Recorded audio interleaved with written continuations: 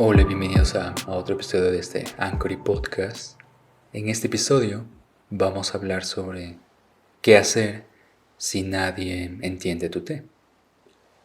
Esa es una de las dudas y miedos más grandes que tenía al momento de iniciar con diferentes talleres que empecé a dar sobre el té, y es algo que siempre ha estado en mi mente. En mi recorrido del Chadao o el Camino del Té, me he encontrado con muchas personas que pueden no aceptar los métodos que he implementado a la hora de preparar una taza de té, empezando por las ideas que siempre expongo, romper las reglas y experimentar. Como base principal, lo primero que te enseñan es a preparar una taza de té siguiendo diferentes parámetros que deben estar ligados a diferentes tipos de té que se quiera preparar.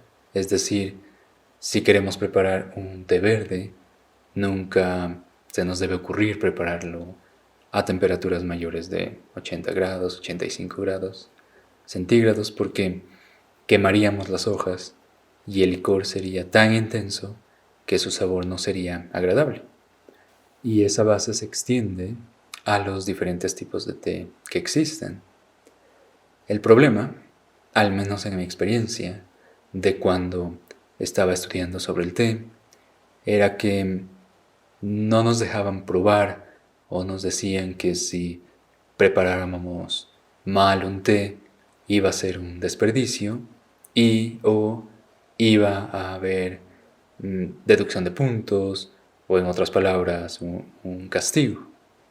Entonces me quedaba no tanto con la duda, pero sí con el temor de no arruinar el té, para no, obviamente, perder el té o, en este caso, perder puntos.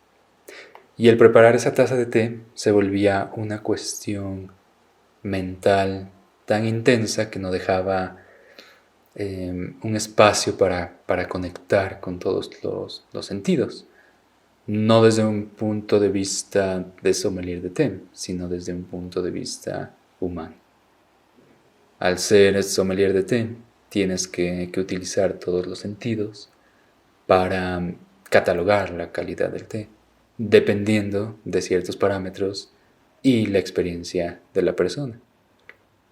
Pero el punto humano, la conexión del sentir interior y espiritual, desaparece de esa forma porque el té se ve juzgado únicamente por sus cualidades externas y muere lentamente, guardando lo que habría sido un regalo para nuestro ser en ese momento.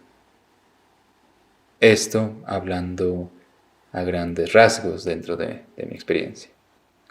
Y hablando de la industria del té, desde ese punto de vista donde se ofrece la bebida para deleite, es importante catar la taza de té e ir descubriendo sus cualidades superficiales, pero en la práctica personal, mientras más dentro del camino del Chadao se encuentren, deberán de dejar de juzgar al té y abrazarlo con un corazón abierto, sea cual sea el regalo que nos provea. Un ejemplo muy notorio que me pasó varias veces era cuando atendía diferentes eventos sobre el té, degustaba varias copas de té y aprendía sus características individuales. Pero si ponía atención al llegar a casa, había un vacío. Por más corto que sea ese vacío, se sentía como que faltaba algo. Y al probar el té que tal vez adquiría en esos eventos, me podía llenar superficialmente, pero siempre quedaba de ver una conexión más íntima, que no necesariamente significa que el té que adquirimos será así para siempre, sino que debemos aprender a crear esa conexión con el té, algo que muchas veces no se hace porque no se sabe. Entonces, ¿qué hacer si nadie entiende tu té? Es imposible contestar esto porque la reacción a esa acción va a depender de cada uno de nosotros. Y como siempre digo, lo que expreso nunca debe ser tomado como la absoluta verdad. Siempre deben experimentar y aprender sobre todo lo que les sea posible.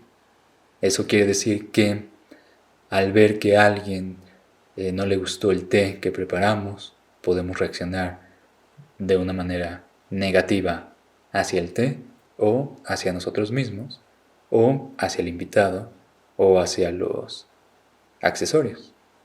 Son reacciones naturales que nos deben preocupar porque olvidamos el porqué más importante que aún no hemos tomado en cuenta.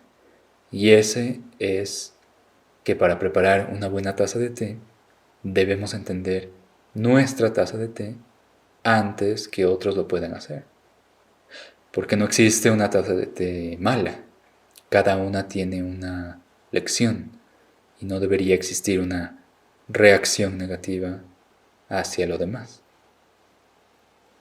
Debemos entrar en un balance a la hora de preparar una taza, donde ese balance nos lleve a ver qué sentimientos estamos reflejando en la taza y ver por qué esa taza resultó brillante u oscura, donde la estimulación no deba ser para generar ganancias o para crecer en popularidad, debe ser una motivación que refleje un sentir puro, porque pienso muy dentro de mí que el camino del té no es para hacerte los millones, ni nada similar. El camino del té se trata de tener la exaltación de compartir historias o experiencias contigo mismo y con los demás. Abrir el corazón a la práctica, y si al final del día una sola persona llega a entender y a aprender el té, la misión se habrá cumplido. Espero que hayan disfrutado este episodio y nos vemos en la próxima. Feliz té.